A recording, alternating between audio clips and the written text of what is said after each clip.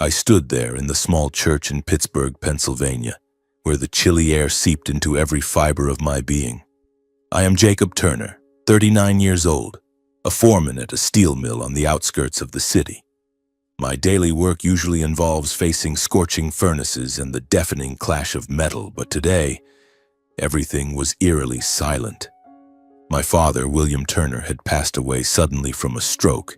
He was 68 years old, but still robust, still calling me every evening to ask about my shift. Now he lay there in the polished oak casket, his face peaceful as if in a deep sleep. I wasn't prepared for any of this. The void in my heart was so vast that it felt like a black hole swallowing everything, from childhood memories to the last pieces of advice he had given me. I stood silently beside the casket, hands clenched tightly to keep them from shaking. Grief surged, but I had to stay composed. My mother, Eleanor Turner, needed me as her support. She sat in the front row, her frail frame trembling under the black dress, eyes red and fixed on the casket.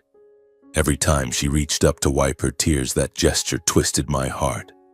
I had to steel myself, swallow the pain, and handle everything personally. From arranging the funeral flowers and choosing the hymns to greeting the guests, all of it fell on me. Dad would be proud of me, I told myself silently, trying to keep my voice from breaking as I greeted everyone. The church was packed.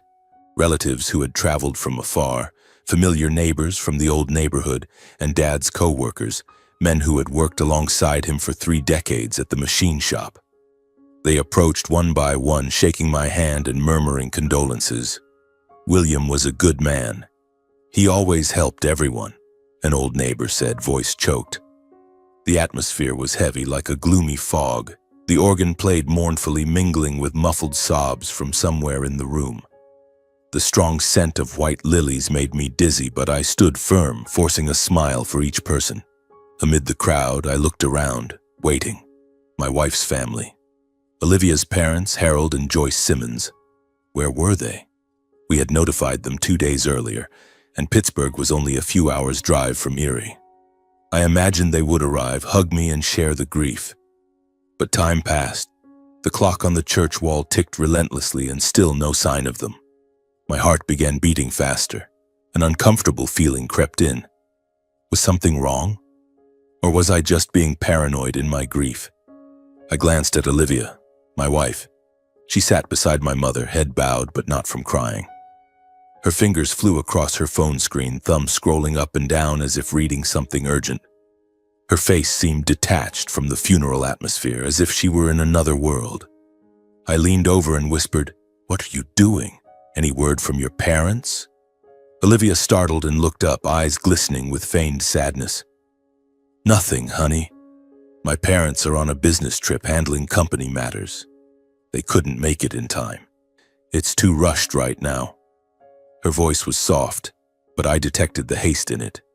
She placed a hand on my shoulder, squeezing lightly. "I'm so sad, honey. Dad leaving so suddenly. You have to stay strong, okay?" Those comforting words temporarily pushed aside the unease that had just sparked. Maybe she was right. Her parents' real estate company in Erie kept them busy. In this situation, I shouldn't doubt or blame anyone further. I told myself, they have a valid reason. Don't overthink it. But deep down, a seed of doubt had been planted, small but persistent. Throughout the service, I bustled like a machine, greeting guests, arranging seating, even running outside to meet a late-arriving relative. Sweat soaked the back of my shirt, but I didn't stop. And Olivia? She mostly stayed silent in one spot, occasionally glancing at her phone as if waiting for something. Each time the phone vibrated softly, she would bow her head, fingers dancing on the screen. I tried not to notice, but my heart pounded. Who was she texting? Why now? This was my father's funeral, yet she didn't seem fully present. The prayer service began. The priest read the scriptures, his deep voice echoing. I knelt, mind chaotic. Memories of Dad flooded in. Afternoons he taught me to fix my bike. Times he laughed heartily at my terrible jokes. Now he lay there cold. Tears rolled down my face, but I wiped them quickly and looked at Mom. She was sobbing, hand clutching her chest. I stood, hugged her, and whispered, "I'm here, Mom." We'll get through this." She nodded weakly, but that trembling gesture hurt me more than ever. Finally, the service ended. I watched the last people leave, leaving the church empty. The space grew colder than ever. Wind whistled through the windows like ghostly whispers. The sense of loss weighed on my chest like a massive stone. I stood silently before Dad's grave, cold wind whipping through, making the emptiness even starker. Loneliness seeped into every breath, heavy and undeniable, yet in that moment I still reassured myself that I wasn't completely alone. I believed that beside me was my wife, the family I had always trusted fully, that even though Dad was gone, there would be those who remained, ready to walk through this loss with me. A week after the funeral, life seemed to start returning to its routine. But for me, everything remained hazy, as if shrouded in fog. I went back to work at the steel mill, where the deafening machinery helped me temporarily forget the pain. But every evening when I returned home, that emptiness flooded back. Pittsburgh in late autumn, with golden leaves covering the streets, and I often drove around aimlessly before heading home, trying to delay the moment of facing the silent house. Olivia was still by my side, cooking simple meals and holding me each night, but something felt different. She smiled more, asked about my day more, but her eyes often avoided mine when I mentioned her parents. Then one morning, as I was brewing coffee in the kitchen, the phone rang. An unfamiliar number, but with the familiar downtown area code. I answered, and a warm, professional voice on the other end said, "Is this Mr. Jacob Turner? This is attorney Martin Hale, representing Mr. William Turner. I'm calling to inform you about the reading of the will. We've scheduled it at our office in downtown Pittsburgh this Wednesday morning at 10 a.m. My heart skipped a beat. Dad had left a will? He had never mentioned it. He always said everything would be fine, not to worry. I asked for more details, and Mr. Hale explained briefly. Only those named were invited, but I could bring a family member if I wished. The call ended, leaving me standing there with a cup of cold coffee in hand. I immediately told Olivia when she walked into the kitchen, hair still tousled from sleep. "Honey, Dad's lawyer called. They're reading the will this week." She paused, eyes widening, then smiled faintly. "Oh, really? I'll go with you, okay? I want to be there for you during this sensitive time." I was a little surprised. After all, the will had nothing to do with her, but then I nodded. Why overthink it? Olivia was my wife, my closest person. We had been together for 8 years, sharing every joy and sorrow. There was no reason to keep distance. "Come with me. Thank you." I hugged her, a warmth creeping in, dispelling some of the loneliness. The day of the reading arrived, with drizzling rain and a gray Pittsburgh matching my mood. I drove Olivia to the lawyer's office downtown, a modern glass building amid the hurried crowd. My mother was already waiting in the lobby, looking weary but trying to stay composed. She hugged me tightly, whispering, "We'll be okay, son." Olivia greeted her politely, but I noticed her smile was slightly forced. We entered the conference room, formal, with a long wooden table and stacked files. Attorney Hale greeted us and checked the attendee list. He glanced at Olivia. "Mrs. Turner is not named in the will, but if Mr. Jacob consents to his wife attending as a companion, we have no objection." I nodded immediately. "Yes, I consent to my wife attending." Mr. Hale smiled and began. William Turner's will was read clearly and in detail, his voice steady like reading a contract. First, my mother, Eleanor, was left the family home along with enough money for a comfortable retirement without worries, about $500,000 plus the pension fund. Mom wiped her tears and nodded in gratitude. Then my part. My heart pounded as Mr. Hale read, "Jacob inherits the remainder of the estate. Far larger than imagined. Over $2 million in cash, shares in Dad's old company worth millions, and several undisclosed investments accumulated over the years. 2 downtown Pittsburgh apartments, a plot of land on the outskirts, and even a small commercial complex in Erie." The figures and list of assets left me stunned, not from joy or excitement, but from an indescribable feeling rising within. I had never known Dad had quietly built so much, working silently, saving and planning for my future without ever boasting or mentioning it. Yet in that moment, instead of thinking about the money's value, I only felt profound sorrow, realizing I had just lost the man who had loved and protected me in the most silent way throughout my life. I looked at Mom. She smiled weakly, and I thought, this is how Dad takes care of us even when he's gone. Attorney Hale continued explaining the terms and next steps, transfers, taxes, paperwork.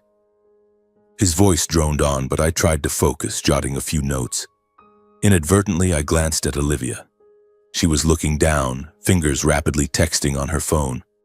Her face showed unusual focus, lips pressed tight, eyes flashing with strange excitement. In this solemn conference room, my heart skipped a beat. "Honey, what are you doing?" I whispered, trying not to let Mom or the lawyer hear. Olivia startled and quickly turned off the screen. "Just handling some unfinished work, honey. Sorry." Her tone was light and familiar, so I didn't doubt further. Maybe it was true. She worked at her parents' real estate company and was always busy. I nodded and turned back to the lawyer. But that moment left a strange aftertaste. Why was she texting right now? And that fleeting smile. Happy. We left the office after an hour. It was still raining. Mom went home first. I drove Olivia back. In the car, I noticed she was noticeably cheerier than in recent days. She sang along with the radio, joking, "See, Dad left so much. You'll be fine." An unnameable enthusiasm while I remained immersed in the emptiness after such a great loss. "You're happy I inherited it?" I asked half-jokingly. She squeezed my hand. "Of course, you deserve it." I forced a smile, but unease filled my heart. On the drive home from the lawyer's office, rain still pattered steadily on the windshield, Pittsburgh hazy behind a veil of water.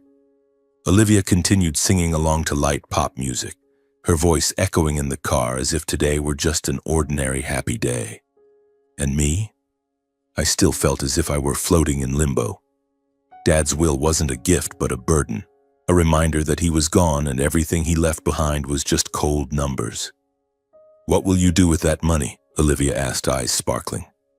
I shrugged. "I haven't thought about it yet. Maybe save it for the future." She nodded, but I noticed her smile lingered longer than usual, as if she were calculating something. 3 days after the will reading, I remained immersed in exhaustion and emptiness. Work at the steel mill felt heavier than ever. The clang of hammers on metal echoed like pounding in my head, reminding me of afternoons Dad took me to the shop and taught me how to hold a wrench. Every evening when I got home, I sat alone in the living room, staring out the dark window, trying to sort through my emotions. Mom called daily, her voice frail. "Are you okay, son? Don't push yourself too hard, it'll harm your health." I reassured her, but I was the one who needed comforting. Olivia was still there, but her cheerfulness felt unfamiliar. She shopped more, designer bags piling up in the corner, and when I asked, she laughed, "Just treating myself, honey. Life has to be enjoyable." Then that afternoon, as I sat on the sofa lost in thought with a cup of cold coffee, the doorbell rang. I was surprised. Who would visit at this hour? Pittsburgh was under heavy rain, water pounding the roof and drowning out the radio. I went to the door, and there stood Harold and Joyce Simmons, Olivia's parents. They appeared so suddenly, without warning, bearing no signs of condolence, no flowers, no words. Just two stern faces under a black umbrella. Harold in his silver-gray suit, Joyce in an expensive fur coat, stood waiting. "Jacob, we need to talk," Harold said immediately, voice low and cold. I was momentarily taken aback. My heart beat faster. They had never visited unannounced, and after Dad's funeral, they hadn't even called to offer condolences. "Please come in," I said, trying to keep my voice steady, wiping my hands on my pants before leading them to the living room. They sat on the sofa without removing their coats, as if the visit would be brief. Olivia emerged from the kitchen, eyes lighting up. "Mom and Dad? Why didn't you let us know?" She hugged them quickly, then sat beside me, placing a hand on my thigh as if in support. Harold cleared his throat. "We need to talk to you. About something important." His tone was serious but cold, as if this were a business meeting rather than family. I nodded, waiting but filled with anxiety. Was it related to the will? Or just a belated visit? Throughout the conversation, they never mentioned William's death. No condolences, no comfort, no questions about how I was feeling after such a great loss. Harold got straight to the point, voice even like reading a report. Our company is in trouble, Jacob. Debts are piling up, recent investments have all failed. The real estate market in Erie is collapsing and we need capital to turn things around. Joyce nodded, eyes sharp on me. The situation is urgent. Without money, we could lose everything. I sat there trying to process their words. Debts. They had always boasted about their successful company and luxurious trips. Why so sudden? They emphasized needing a large sum and didn't beat around the bush with the specific figure, $1.5 million. We need $1.5 million to pay debts and reinvest, Harold said decisively without hesitation. The way they made the request felt not like asking for help, but like something they assumed I owed. As if I were indebted to them, as if Dad's will were a shared family gift. My heart pounded, my mind reeled. 1.5 million? That was a huge portion of what Dad left me, but how did they know? I hadn't shared details with anyone except Olivia and Mom. I froze, still gathering my thoughts when Olivia interjected, voice sweet but firm. Jacob, I think we should help my parents.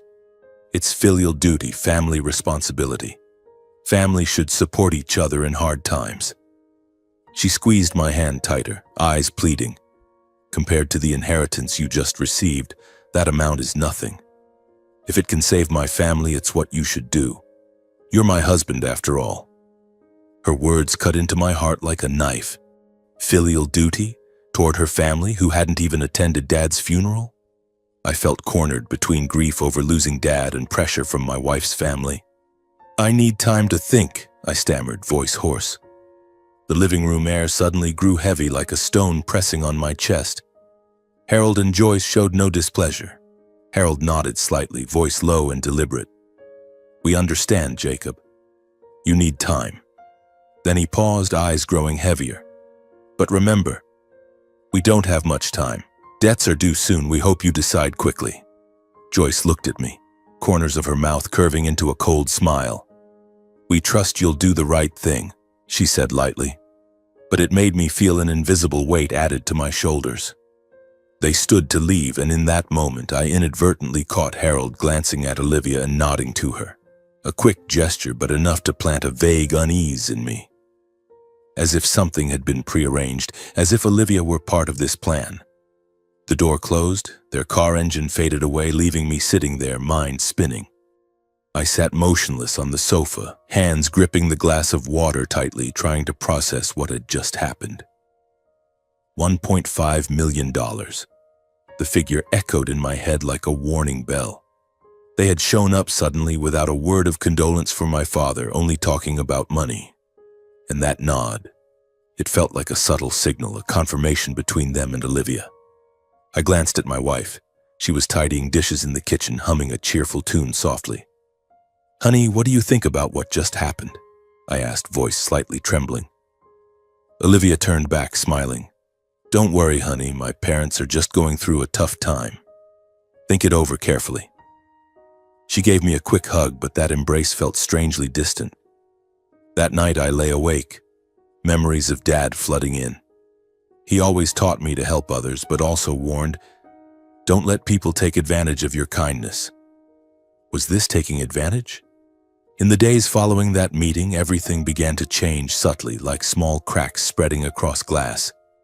I gradually noticed a clear shift in Olivia, not dramatic or sudden, but persistent and impossible to ignore. Before, she had always been open, sharing everything about work after dinner. Now she became more guarded, as if hiding something. Early mornings, when I got up to brew coffee, I'd see her on the balcony, phone pressed to her ear, voice unusually lowered. I'll try to convince him.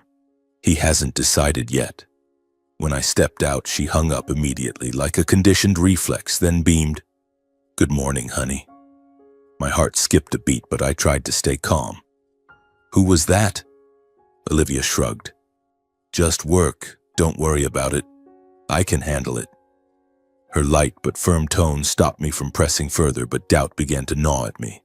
It happened more frequently. Olivia often chose secluded spots in the house for calls, the bathroom, the garage, even stepping outside the gate. I caught snippets of her voice. "We need to hurry. Time won't wait." Whenever I approached, she ended the call abruptly, face flushing. "Sorry, honey. Difficult client." I asked multiple times, but the answers were always the same. "Just company stuff. Focus on your own work." I tried convincing myself it was work stress, but why did it coincide with her parents' request? Late at night, when she thought I was asleep, I heard her phone vibrate softly under the pillow. I pretended to stir, and she quickly silenced it. The next morning, I secretly checked the call history. Dozens of calls from Harold and Joyce in a single week. My heart raced. What were they discussing? She began bringing up her parents' requests sporadically, not directly pressuring but subtly suggesting. Over breakfast, "I think my parents are waiting for your answer. Time isn't on their side." While watching TV in the evening, "Don't you think helping family is the right thing? It's just 1.5 million. I dodged. "I need more time to think." But each comment was like a drop of water accumulating into a stream. I felt the pressure building, like someone tightening a noose around my neck. Once I snapped, "Not now, okay? Dad just died. I can't think about it yet." Olivia fell silent, but her eyes flashed disappointment. Every time we visited Harold and Joyce in Erie, Pennsylvania, those weekend trips I once saw as relaxing, the topic was skillfully brought up again. We drove 2 hours on winding highways, and upon arrival they welcomed us with lavish dinners. But beneath the guise of care and concern, everything circled back to the same issue. Harold started casually. "Our company is still struggling, Jacob. Have you thought about it?" Joyce followed smoothly, voice soft but unmistakably pressing. "We don't want to pressure you, but the bank loan is due soon." Olivia sat beside me, nodding slightly, looking at me expectantly. "Jacob, I believe you'll help my parents." I sat there, a bitter taste rising in my throat, forcing a smile. "I'm still thinking." On the drive home, Olivia was silent for a long while before speaking. "Don't you feel sorry for my parents? All you have to do is say yes and it's over." The pent-up pressure felt like an overinflated balloon, waiting for the slightest prick to burst. Amid the confusion, I inadvertently noticed something puzzling. One evening, while scrolling social media to relax, I saw Joyce's recent Facebook post, a photo of her at a luxury resort in Florida holding a cocktail captioned, "Enjoyable weekend getaway," posted just days after our meeting. New car? New designer items? Scrolling further, I saw Harold boasting about a new Mercedes. Completely contradicting their tales of mounting debts and impending bankruptcy, they maintained a lavish lifestyle. Expensive restaurant dinners, uninterrupted trips from Hawaii to Europe, Olivia's Instagram full of photos. I double-checked during in-person visits. Their house still opulent, fridge stocked with pricey wine, garage with a new sports car. How was it possible? If debts were crushing, why no cutbacks? That contradiction left me in prolonged confusion, mind constantly strained like trying to force mismatched puzzle pieces together.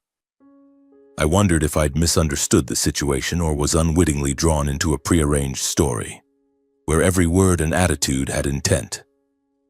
The more I thought, the more uneasy I felt, as if I were in a play with a scripted plot, and I was the only one unaware. Meanwhile, Olivia increased the emotional pressure. She frequently mentioned the massive inheritance I now held. "You're rich now. If you want, all my family's problems are solved." Those hints cut like a knife, making me feel not like a husband, but like a bank account. When I didn't give the answer she wanted, Olivia changed tactics. She turned to crying, tears coming slowly but persistently. One evening after dinner, she sat silently on the sofa, then burst into sobs. "Don't you love me?" she said, voice trembling. "I'm under so much pressure. My parents are about to go bankrupt. As my husband, you have to help. I feel so helpless. I'm just a daughter." Tears streamed down her face, hands covering it, shoulders shaking as if breaking. I went to her, holding her, feeling weakened. "I'll think about it again," I said, almost a promise more than an answer. But as I held her, a cold thought emerged clearly. Why didn't she cry when my dad died, but only when talking about money? Those erratic changes left me in prolonged stress, bearing the grief of losing Dad, each morning waking to that void, while facing growing psychological pressure from the very wife I shared a bed with. Work at the mill became harder. I forgot instructions, colleagues asking, "You okay, Jacob?" I just nodded with a forced smile. But at night I sat alone on the porch lighting a cigarette, an old habit I thought I'd quit long ago, and let thoughts drift in silence. I wondered where this marriage was truly leading me. For the first time, I clearly felt Olivia no longer saw me as a husband, but as the assets I possessed. Every hug, every kiss seemed laced with invisible calculation, as if I had gradually become the solution to all her problems rather than a person needing to be heard and understood. The next morning, what seemed like an ordinary workday was interrupted when my phone vibrated on the desk at the steel mill. The surrounding machinery noise partially drowned it out, but I glanced at the screen, an unfamiliar number. I hesitated for a second, then answered professionally. "This is Jacob Turner." On the other end, a young woman's voice, tense but youthful. "Jacob, it's Rachel, Olivia's sister." I was momentarily stunned, nearly dropping the phone. Rachel, Olivia's younger sister by 5 years, the girl I had only interacted with a few times during visits to her parents' house. She was always quiet at family dinners with big round eyes and a shy smile. We had never spoken privately, just polite greetings. "Rachel, what's going on?" I asked, trying to keep my voice steady, but my heart was already beating faster. She sighed. "Jacob, I have something very important to tell you in person. It can't be over the phone. Can you meet me?" Her voice was more serious than usual, laced with worry, sending a chill down my spine. What could make Rachel, the one who always avoided family issues, call me like this? Though I didn't understand what was happening, I agreed to meet her that afternoon after work at a quiet coffee shop on the outskirts of Pittsburgh. "I'll wait for you at Corner Brew at 4 p.m., Rachel said, then hung up quickly as if afraid someone might overhear. I stood there amid the roaring machinery, mind in turmoil. Why Rachel? She had never contacted me before. Was it related to Olivia and her parents, or just some minor family matter? I tried to focus on work, overseeing the steel smelting shift, but my hands trembled slightly holding the notebook. A colleague asked, "You okay, Jacob? You look like you've seen a ghost." I forced a smile. "I'm fine, just tired." But inside I was filled with anxiety, like stepping into a storm without knowing it.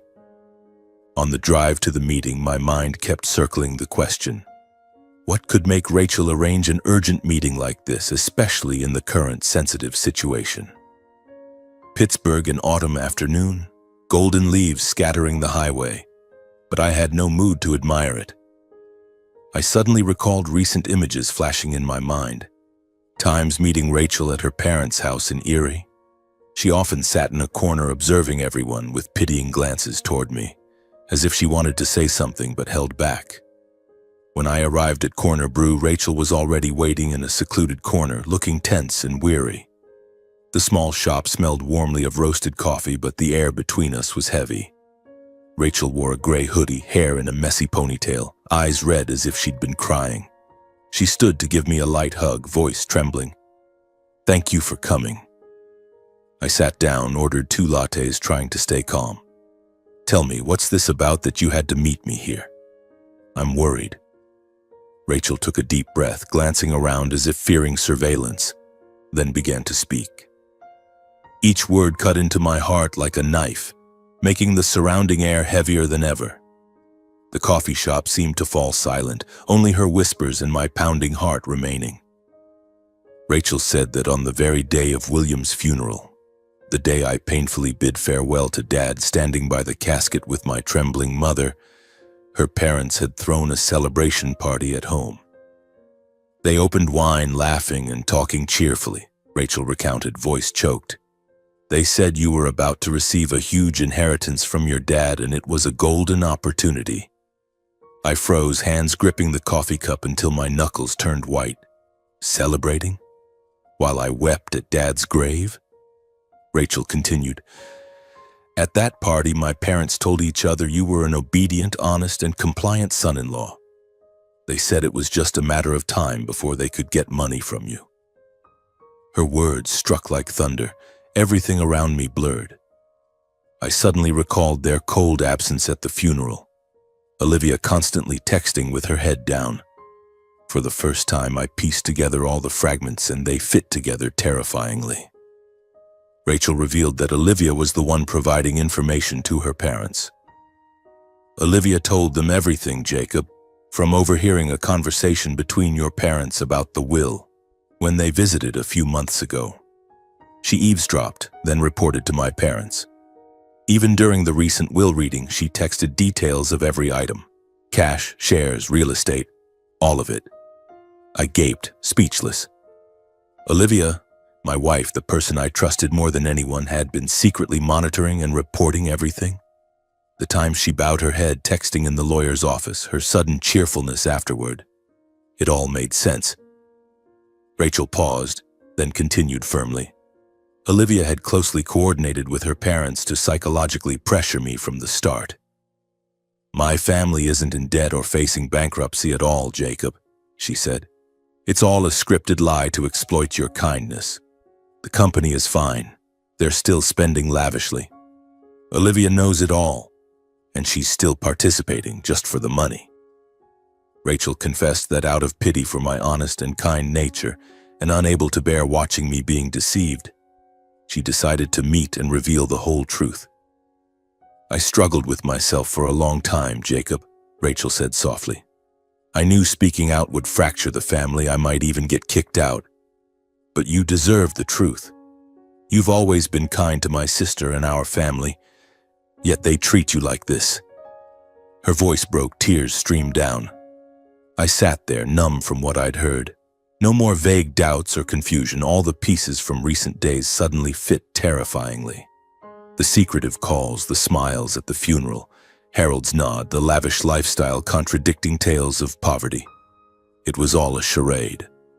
Olivia, whom I'd loved for 8 years, had betrayed me for money. My heart ached sharply as if torn apart. I thanked Rachel for having the courage to tell the truth, voice hoarse. Thank you, Rachel. You've saved me. She nodded, wiping tears. Be careful. They won't stop easily. We hugged goodbye and I left the coffee shop in a daze. My steps heavy on the rain-wet sidewalk, Pittsburgh seeming to darken. Carrying the feeling that my entire marriage and the trust I'd held had completely collapsed. I stepped out to the car, hands trembling as I inserted the key into the ignition. Rain pattered steadily on the windshield, blurring everything like my vision at that moment. I drove in a daze, foot mechanically pressing the accelerator, eyes on the road but mind adrift. Old memories surged back like a film reel rewinding, each scene vivid and piercing, making my heart ache sharply. I remembered those dinners at my in-laws' house in Erie. Weekend evenings I once thought were for family bonding.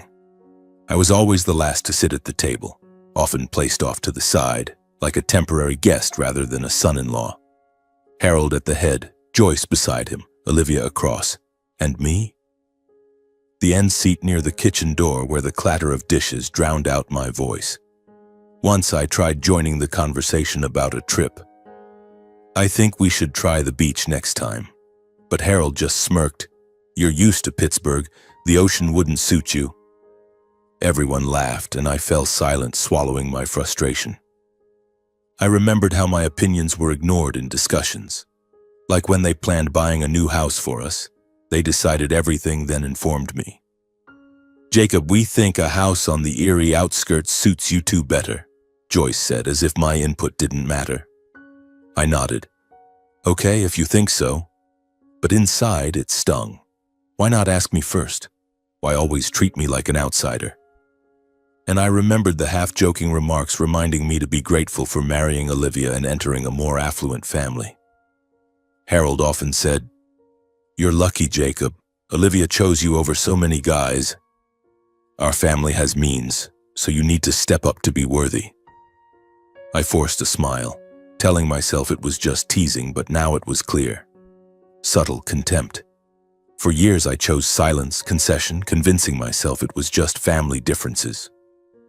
They're wealthier, used to luxury. I'll endure a bit for harmony, I told myself nightly, holding Olivia as we slept. But now it was obvious. I'd been a fool, exploited from the start. Snapping back to reality, the car was on the highway heading home, but for the first time a cold, sharp anger rose clearly. Not explosive like past minor arguments, but calm, resolute, like an underground river erupting, sweeping away all hesitation. "This is enough," I whispered, gripping the steering wheel tightly. I suddenly swerved, making a sharp U-turn, tires screeching on the wet road. I drove straight toward my in-laws' house in Erie, giving myself no moment to second-guess. Heart pounding in my chest, adrenaline surging fiercely as if charging into a battle I knew deep down. This time, I couldn't back down. Rain poured harder. Headlights pierced the night, illuminating once familiar roads that now felt alien and cold, like the marriage I was about to confront. The 2-hour drive flew by and I arrived in pitch darkness. Harold and Joyce's house was lit up, the new Mercedes parked in the garage, a symbol of their deceit. I parked, took a deep breath, then entered without knocking. I still had the spare key. Stepping into the living room, I froze, seeing Olivia there, sitting on the sofa beside her mother, completely contradicting her afternoon text. "Honey, I'm working late tonight, so I'll be home a bit later. Love you." She startled and looked up, face instantly paling. Olivia jumped to her feet, voice faltering. "Jacob, why are you here? What are you doing?" Harold rose from his armchair, eyes darkening, tone sharp. "You barge in without notice? What brings you storming here like this?" That moment alone was enough for everything inside me to collapse. The secretive calls, the urgency about time, the exchanged glances behind my back, none of it random. On the table were half-finished wine glasses, scattered papers, like an interrupted meeting. My chest tightened, but the calm anger propelled me forward. I looked straight at Harold and Joyce, voice slow but ice-cold. "Harold, Joyce, I know everything now. I know about the party you threw on the day of my father's funeral." The living room air froze. I didn't stop. "You toasted celebrating because you believed I was about to receive a large inheritance. And the will. Olivia relayed every detail to you, didn't she?" Olivia covered her mouth, eyes wide, breathing rapid. Harold scoffed, trying to maintain disdain. "What nonsense are you spouting? Who told you that? Rachel? That girl always imagines things." Joyce jumped in, voice full of feigned injustice. "Jacob, you're overinterpreting. We just asked for help in hard times. Why fabricate stories to avoid responsibility? You're too selfish." I breathed deeply, keeping calm. "Your company isn't bankrupt. If debts were truly crushing, what about the new car, new designer items, those expensive trips? You say one thing but live another." Harold slammed his hand on the table, anger erupting. "Fine. If you know, so what? It's all for family. You only think of your own pain and won't shoulder the burden when relatives are in trouble. Is the money your dad left just for you to hoard?" Joyce burst into tears, voice trembling but tearless. "We treat you like our own son. We trusted you. And you treat us like this?" Olivia finally broke down. She stepped forward, clutching my hand, tears streaming. "Jacob, please. I beg you, it's my family. You promised to protect me. Have you forgotten our years together?" She choked up, trying to pull me back into the familiar vortex. "Remember our wedding day? You said you'd never leave me. Always be by my side no matter what." In that moment, my heart softened briefly. Old images flashed, vows, smiles, the trust I'd poured into this marriage. But then I realized those words were being used as a tool, not to keep me out of love, but to force continued sacrifice. I looked straight at Olivia, voice lowering. "What hurts me most isn't the money. It's that you never asked if I could bear it right after Dad died." Olivia froze, lips parting but speechless. I spoke slowly but firmly, eyes no longer avoiding. I'm not selfish. You're the ones exploiting. And you, Olivia, you betrayed me from the beginning.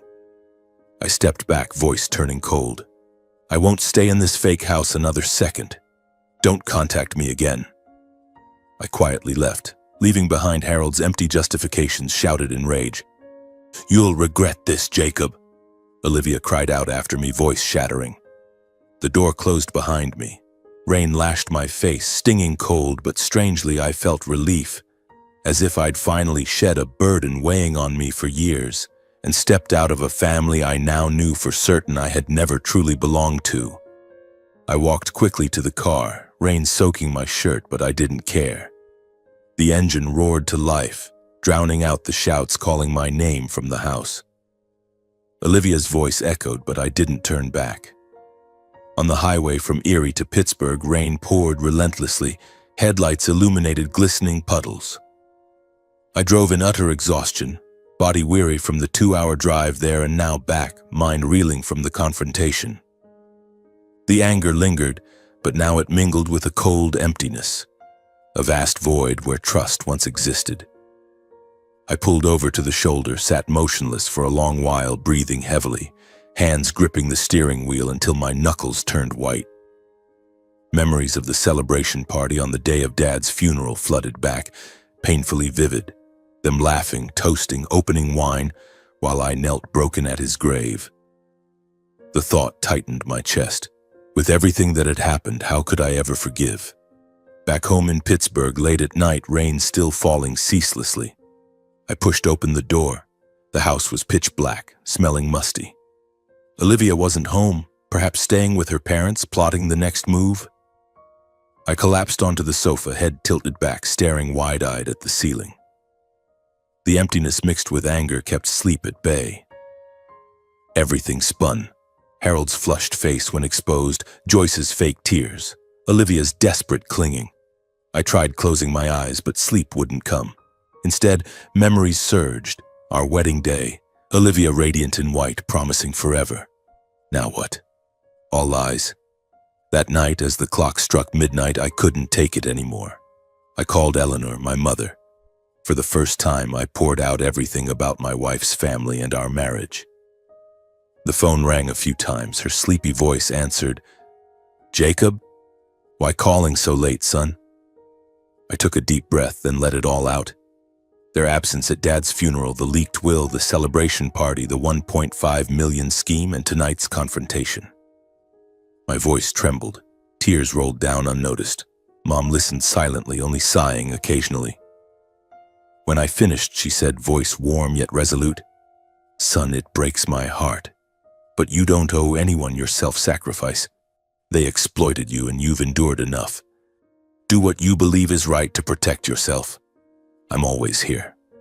Her words soothed the anger like cool water. I cried, first time since Dad's funeral. Thank you for listening, Mom. The call ended, but my heart felt a bit lighter. After a long night of thinking, actually staying awake, brewing cup after cup of coffee, I reached a firm decision. This marriage had nothing left to salvage. Divorce echoed in my mind, heavy but necessary. I no longer wanted to live in deceit, to look at Olivia and see calculation. The next morning I went to the steel mill as usual, but my mind was elsewhere. Colleagues asked, You look like a zombie, Jacob.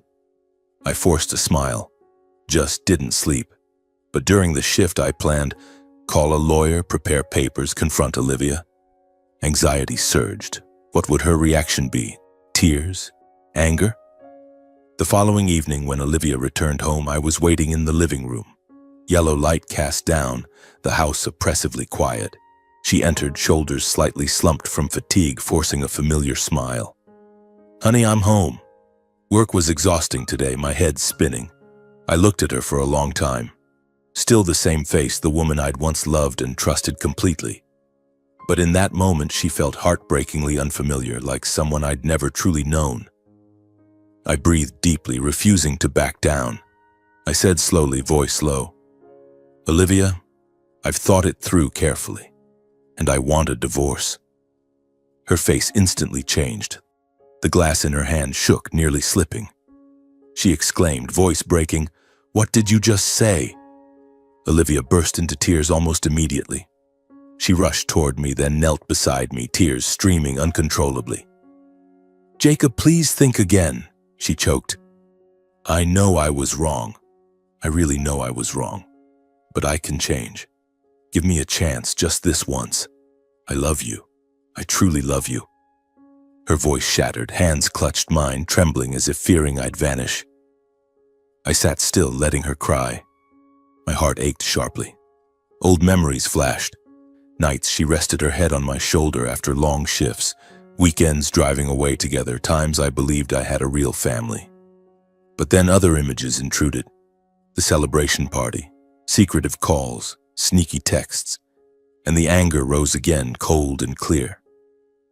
I gently withdrew my hand, looking straight at her and saying word by word, "I've endured a lot, Olivia. Not just one day, but for years. The disdain from your family, dinners where I was always sidelined, my opinions ignored, sarcastic remarks about your family's means. I swallowed it all, thinking it was the price for keeping this marriage."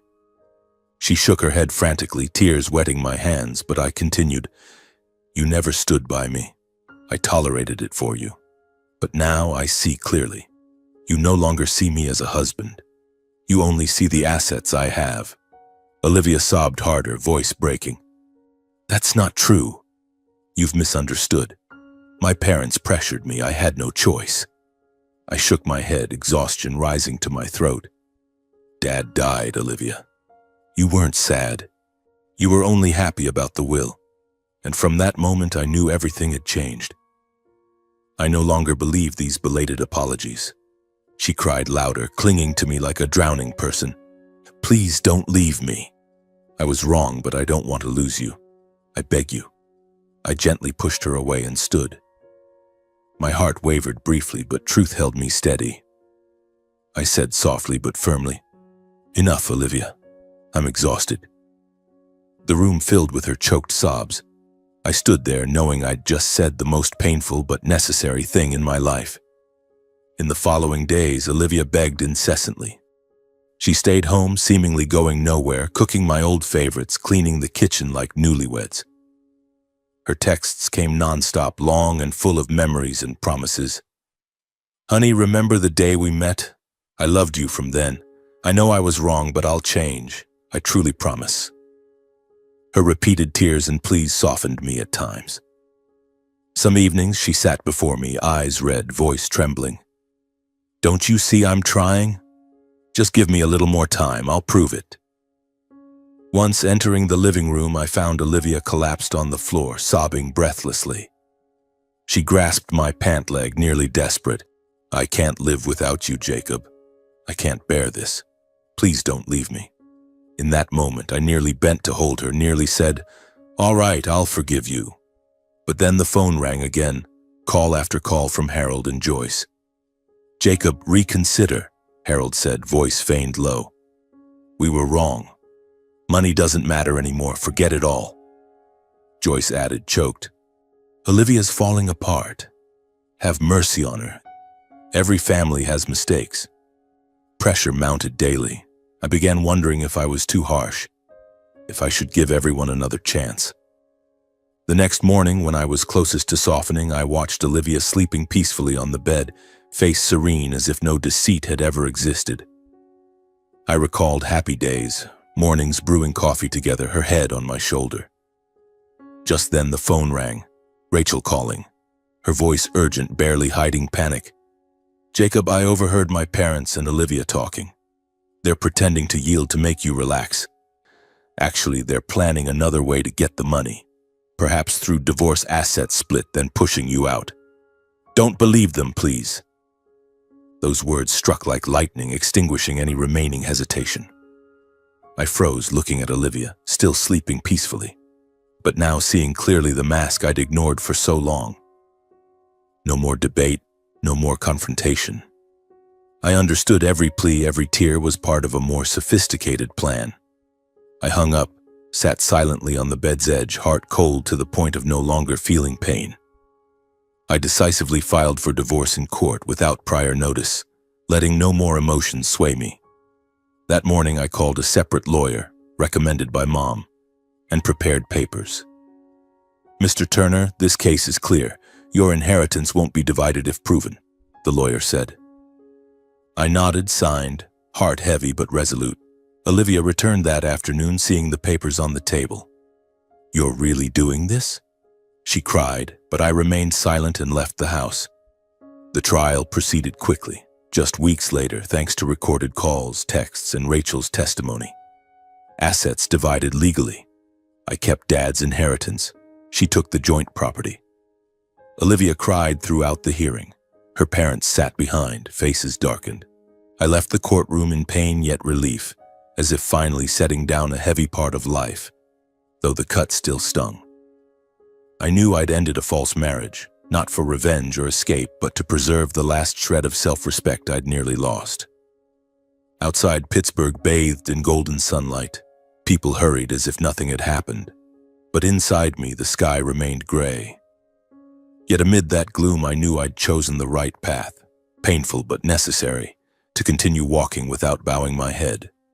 I stepped out of the courthouse, holding the stack of divorce papers still warm with ink, feeling as if the whole world was staring at me. But no. People hurried on with their own lives, a man pushing a cart, a couple laughing on the sidewalk. Only I had changed. Olivia sat in the courtroom sobbing as the judge banged the gavel, but I didn't look back. Her parents, Harold and Joyce, sat behind, faces darkened, whispering something. I knew they wouldn't stop easily, but now the law had separated us. Dad's inheritance was mine, joint assets split evenly, fair and cold like a business contract. I drove to the old house but didn't go in right away, just sitting in the car staring at the familiar place, where we once laughed, cooked, and now only shattered memories remained. After the divorce, I moved out of the old house immediately. I didn't want to stay where memories lingered. Olivia's perfume still faintly on the pillows, wedding photos on the walls like painful reminders. I rented a small apartment elsewhere in the city, in a quiet suburb near the steel mill. Just one bedroom, a tiny kitchen, and a balcony overlooking the Allegheny River. I quietly completed the remaining legal procedures, changing property titles, transferring bank accounts, even getting a new phone number to avoid harassing calls. The lawyer called. "Mr. Turner, everything okay? They might appeal." I shook my head. "Let them. I'm ready." But my heart wasn't at peace. Each signed paper felt like another cut into an old wound. I began a new, simple, and withdrawn life, like a snail retreating into its shell. No noisy friends, no parties, just a steady rhythm to survive. Wake early, brew bitter black coffee, drive to the mill. Foreman work remained the same, overseeing smelting shifts, checking safety, shouting orders over machinery noise. But the pain of betrayal lingered persistently, not explosive like the early days, but smoldering through each passing one. Every evening in the apartment, I sat alone on the worn sofa, gazing at the river twinkling with night lights. Memories flooded. Olivia smiling in the kitchen, then turning into the fake smile at Dad's funeral. I wondered, why didn't I see it sooner? Sleep was fitful. I often woke midnight, sweating from dreams of them chasing me with giant checks. I maintained a steady routine, work then back to the empty apartment. Weekends occasionally driving to visit Mom in Pittsburgh's outskirts. My mother, Eleanor, now lived alone in Dad's old house, but she was stronger than I thought. "You did something hard, but I understand. And I'm on your side," she said each visit, hugging me tightly. We sat on the porch, drinking tea, sharing small talk. Her garden, my shifts. I checked if she needed anything, fixing plumbing, buying groceries to ensure she was okay and not worrying about me. But Mom knew everything. "Don't hide it, I know you're hurting. Time will heal." I nodded, but my heart remained heavy. Those visits were my only anchor, keeping me from sinking deeper into loneliness. Those months passed quietly, without events or clear joy. just the steady existence of a man learning to live anew from scratch. I avoided social media, deleted old photos, unwilling to see what Olivia posted, perhaps living happily with her family, new trips. Work became my salvation. Hammer clangs drowned thoughts. Sweat-soaked shirts helped forget pain. But evenings in the empty apartment reminded, alone. I tried reading books, Dad's old novels, but words danced before my eyes. Once I tried a bar alone, but loud music only made me miss Olivia more, so I left early. Anxiety lingered. Would they retaliate? In that prolonged monotony, the rare bright spot in my life was Rachel. Olivia's sister, the one who pulled me from a web of lies, maintained a perfect distance, enough not to pressure me but never vanishing from my life. After the divorce, we only texted a few times, brief but warm. "How are you lately? I just want to know you're okay." I replied after a pause. "I'm okay. Not easy, but I'm trying. Thanks for asking." Rachel responded slowly, choosing words carefully. "I'm glad you say that. If any day feels too heavy, message me. No need to explain." She didn't push, wasn't curious, didn't probe fresh wounds, as if understanding I needed not advice but quiet, respectful presence. Gradually, I realized her presence was like a small candle in darkness. One rainy afternoon on the balcony alone, I recalled our coffee shop meeting. Rachel's pitying eyes, trembling voice, revealing truth. Without her, I'd still be deceived, still giving money, still living lies. I proactively called to meet and thank her. "Rachel, I want to see you. Just to say thank you." Her voice surprised but happy. "Sure, the old cafe?" We met at familiar Corner Brew, where truth was once revealed. Rachel arrived early in a warm sweater, hair down, shy smile. "Jacob, how have you been?" I sat, ordered coffee, then said, "Rachel, I owe you a sincere thank you. Without you, I'd still be in a marriage full of lies. You were so brave." Rachel smiled at my words, gently shaking her head. "Don't think that way. You deserved the truth in a better life. I just did what was right." Her words simple but warm, making me feel understood for the first time in months. We talked a while, her office job in eerie, tiring days. No mention of Olivia or family, just everyday things. Parting, I hugged her lightly. "Stay in touch." Rachel nodded. "Definitely." From that meeting, we contacted more often, naturally, without planning. At first, just snippets about work, long dragging days, ordinary fatigue. One evening I texted, "Long shift today, my mind's blank." Rachel replied almost immediately, "I know that feeling. Just got home. Rest, tomorrow will be better." Gradually, the old distance of ex-wife-sister faded. A natural closeness formed based on respect and understanding rather than obligations. Rachel didn't force past talk, but when I shared, she listened. "It hurts a lot, doesn't it?" "I understand." I told about Dad, Mom. She shared home struggles, parents angry for betraying them. We gradually shared small joys and nameless sorrows lightly, without force. Once I snapped a sunrise photo from the balcony and sent, "Today's sunrise is beautiful." Soon after, she replied, "I love it too. Looks like a new beginning." Other times, sadness came suddenly. I texted briefly, "Missing Dad today?" Rachel didn't probe, just, "I'm here. Tell me if you want, I'll listen." No advice needed, no long explanations, just enough to ease my heart. Gradually, I realized we both found rare peace in each other, being heard and together without pretense, something we'd both lacked for long. I, after betrayal, needed sincerity. She, in a pressured family, needed a listener. Our feelings grew slowly and quietly, without promises or naming it. Not loud love, but natural bond, without calculation. We met a few times, coffee, river walks, hours talking. Each time my heart felt lighter, wounds healing. Yet deep down, I still sensed hesitation and silent fear. We both knew if we took another step, it would invite countless judging glances, whispers, new hurts. After everything, neither had courage for another storm. We cherished the fragile quiet we'd regained, fearing one hasty decision could shatter it. So we walked slowly, keeping just enough distance so no one had to sacrifice again.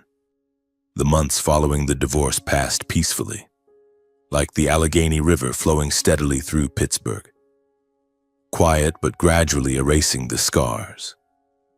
I lived in the small apartment with simple habits, waking early to brew coffee, going to work at the steel mill, coming home in the evenings to read books or watch the news. Rachel and I stayed in touch, but without pressure. A casual message, a short weekend call. "Busy today?" I'd ask, and she'd laugh over the phone. "Busy but happy. How about you?" Those conversations were like gentle medicine, helping me forget the sleepless nights dwelling on the past. But then, like a sudden storm, everything was stirred up again.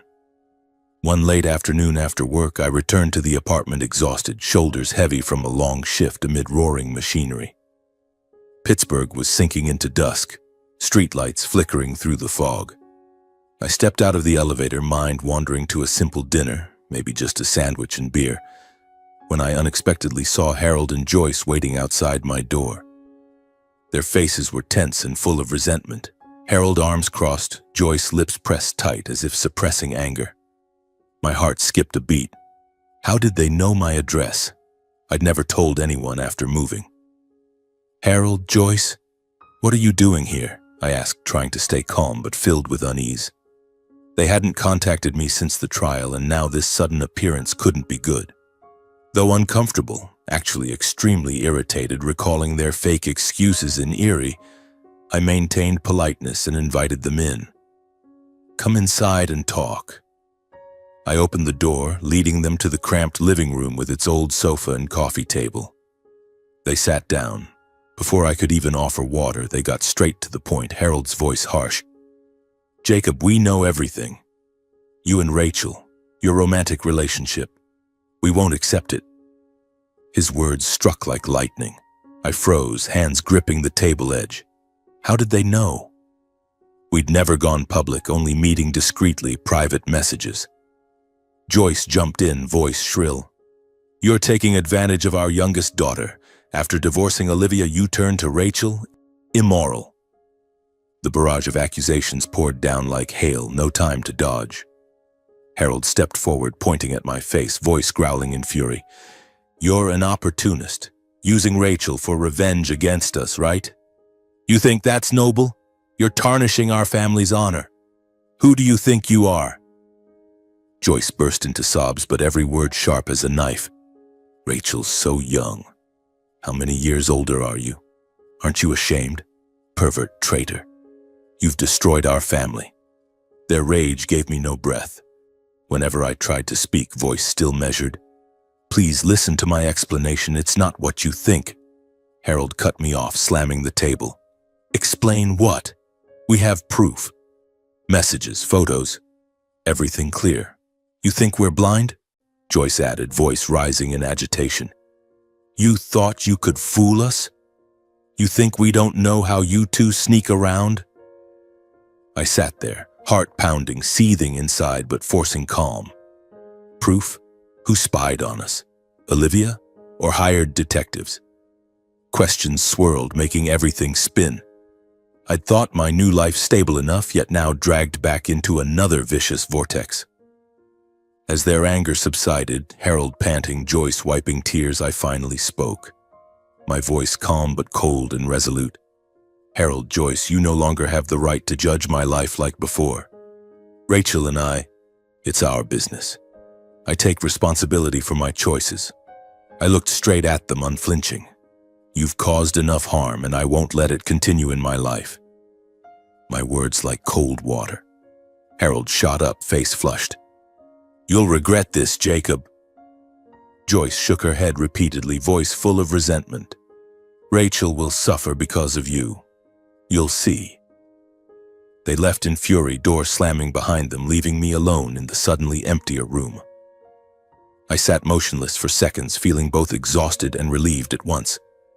For the first time, I didn't back down or concede as before. The next day, I met Rachel at our familiar cafe, hiding nothing about the confrontation. We sat in the secluded corner, coffee steaming. "My parents came to my place last night. They know about us."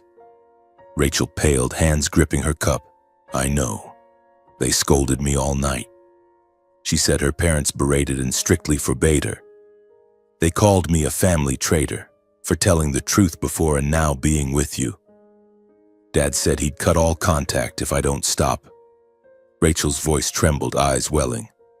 I'm scared, but I don't want to lose you. I wrapped my arms around her, holding gently to reassure us both. Me neither. We'll get through it.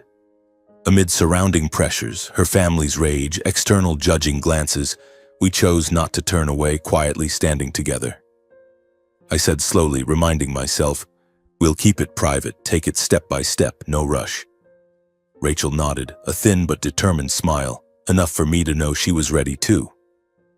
In the following days, malicious rumors about our relationship spread on social media.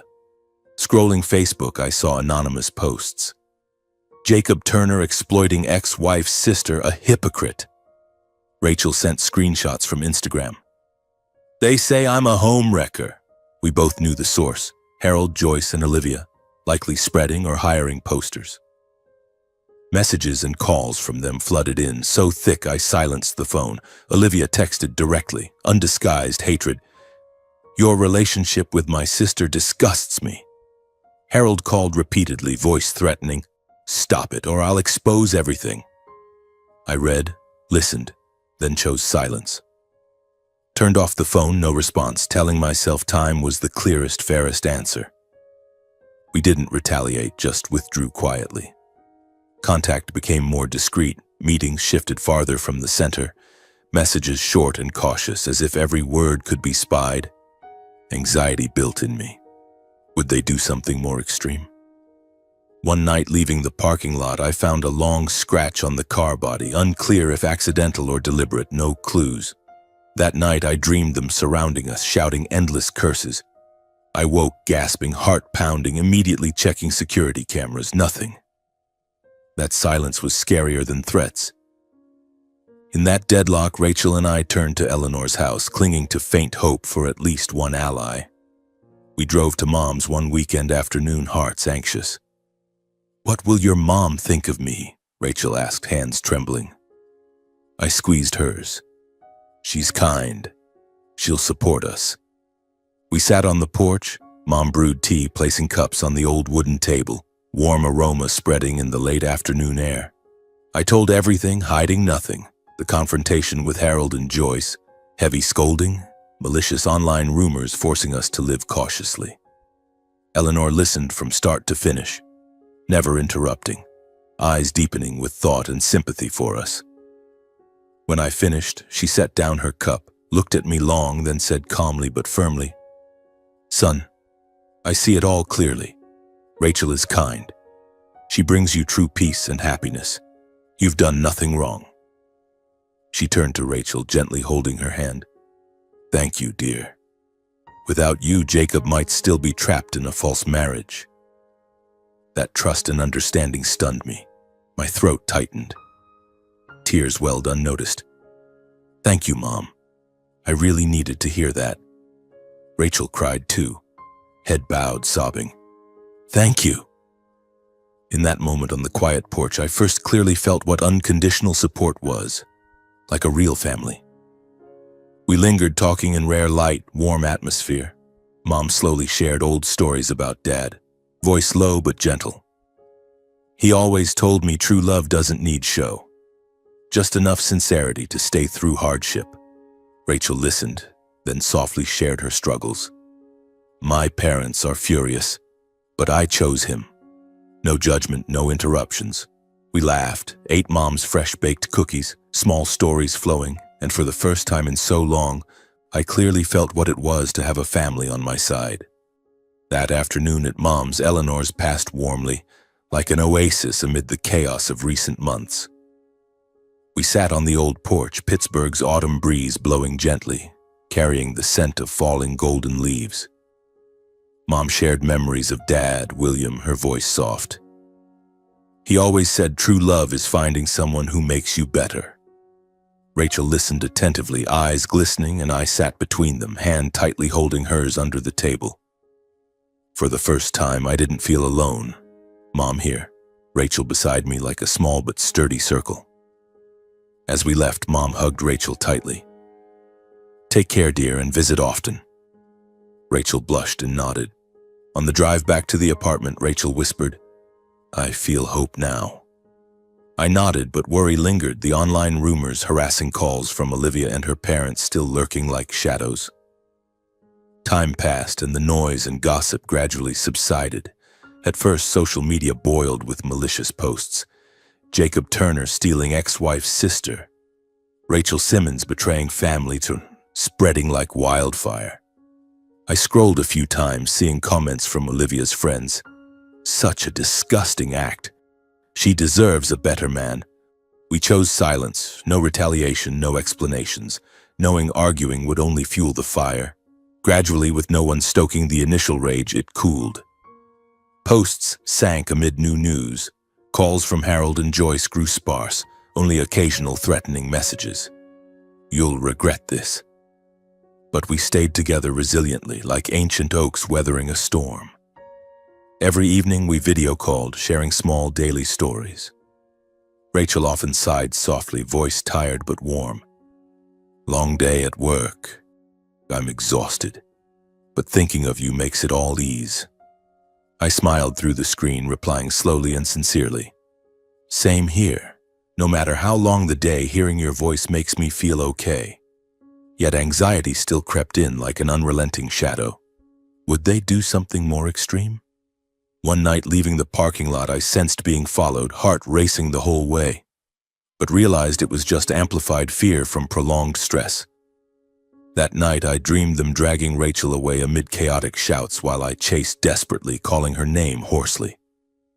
I woke gasping, soaked in sweat, heart pounding wildly. Without thinking, I called her immediately. "Rachel, are you okay? I just woke up. I'm so worried." On the other end, she laughed softly, voice strangely gentle. "You worry too much. I'm fine. I'm here, safe." Just hearing that eased my unease. In that moment, I understood that though the storm might not be fully over, we'd learned to stand firm together, quietly. Just enough trust in staying. Our feelings grew deeper, no longer mere comfort or shared pain. At first, we were two hurt people seeking each other, but time turned it into a clear, responsible choice for both. Rachel moved to Pittsburgh after a few months, renting nearby, working at a small company. We met more. Riverside walks, weekend cooking, sharing deepest secrets. After much deliberation, long nights discussing societal pressure, family, we decided to marry, not rushing but no longer delaying. One evening by the river at sunset, I knelt. "Rachel, I can't promise a perfect life, but I promise to stay, protect you, and never let you face things alone. Marry me?" She cried happily. "Yes. I want to be with you through calm or storm." Simple ring, no flashy diamond, but full of meaning. We planned discreetly, avoiding noise that could revive old rumors. Telling Mom, Eleanor couldn't hide her joy, as if relieved after all I'd endured. She held my hand, looking into my eyes slowly. "Son, I see you truly happy. That's enough." Then hugged Rachel gently. "From today, you're not a guest, you're family." Mom helped with everything, even hand-sewing Rachel a simple yet elegant wedding dress, full of love. In stark contrast, Rachel's family turned away decisively. Harold called, voice cold and hard. "Rachel, if you marry him, I disown you." Joyce sobbed desperately. "You've betrayed the family." Those words cut Rachel deeply. She grieved, crying silently many nights, whispering in my arms, "I've lost my family." I held her tightly, saying softly but firmly, "You still have me, and you have Mom." Yet anxiety rose. Would they sabotage the wedding? Ultimately, we changed venue and kept everything secret, opting for a quiet ceremony, true to how we chose this life together. The wedding was solemn yet simple, without extravagance. Only Mom, a few close mill friends, understanding colleagues, fewer than 20 people. We chose a small church on Pittsburgh's outskirts where Dad once prayed. Rachel radiant in simple white, hair up, holding lilies. I in black suit, heart pounding seeing her enter. Throughout, I held Rachel's hand tightly, a silent vow of protection, trust, and no turning back. We exchanged rings, kissed amid gentle applause. Mom cried happily. Dad in heaven would bless you. After marrying Rachel, we built a new life, not relying on flashiness or external approval. We avoided social media, no photos, living privately. I bought a modest apartment for our small family, 2 bedrooms, spacious kitchen, balcony overlooking a park. Everything simple but safe. White walls, old furniture from Mom's but cozy. Rachel decorated. I like it this way. No need for much, just feeling safe is enough. We cooked together, watched movies evenings, shared workdays. I used accumulated experience to open a small workshop, specializing in steel machinery repair, independent from the old mill. I want financial autonomy, I told Rachel. She supported. I'll help. Small shop on outskirts, few employees, but I worked hard dawn to dusk, seeing it as mastering my own life. Initial revenue low but steady, and I felt free, no past burdens. Life flowed peacefully. I lived with Rachel in tranquility I thought I'd never regain. Mornings waking, we kissed. She brewed coffee. Have a good day. I returned home to her smile. I cooked your favorite. Small joys, park walks, weekend mom visits. On Dad's death anniversary, a year later, frigid Pittsburgh day, I, Rachel, and Eleanor drove to the cemetery. We rode silently, cold wind through the window. Standing quietly before William's grave, white lilies placed, I whispered, Dad, I've learned to live without losing myself. Rachel held my hand. Mom wiped tears. Reflecting on everything, funeral, will, betrayal, divorce, new love, I understood money exposes hearts, but only boundaries and courage preserve dignity and happiness.